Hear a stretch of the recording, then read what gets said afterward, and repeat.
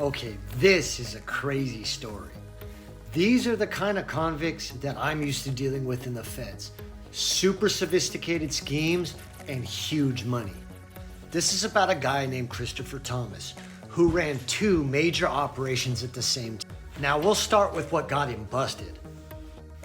He was trafficking large amounts of meth, fentanyl, heroin, pills, all sorts of shit all over the country. But he made the cardinal sin that most of us in the feds know you can never fuck with. Don't send shit to Hawaii.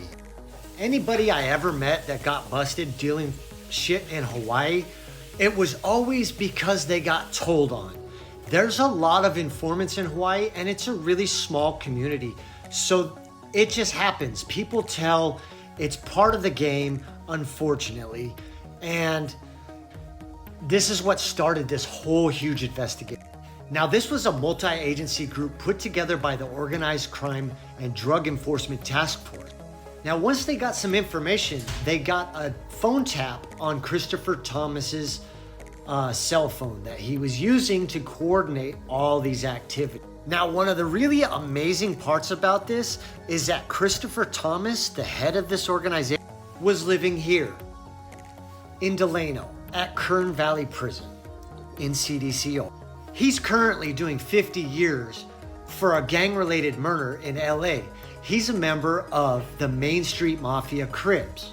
Now, currently, he's charged with trafficking 180 pounds of methamphetamine, 9.5 pounds of fentanyl, 8.5 pounds of heroin, and 14 pounds of cocaine.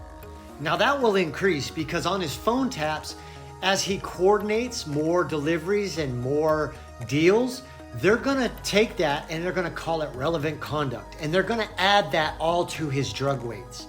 So it's gonna go up exponentially. But that's just the beginning for Mr. Thomas.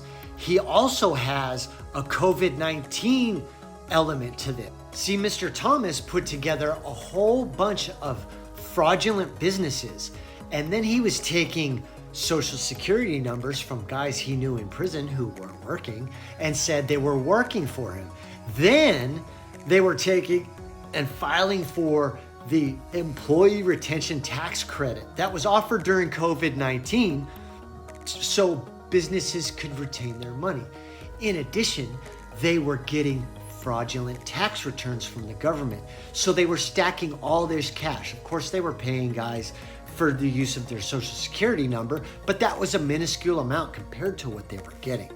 According to the paperwork I read, they're in a conspiracy for defrauding the government for $550 million.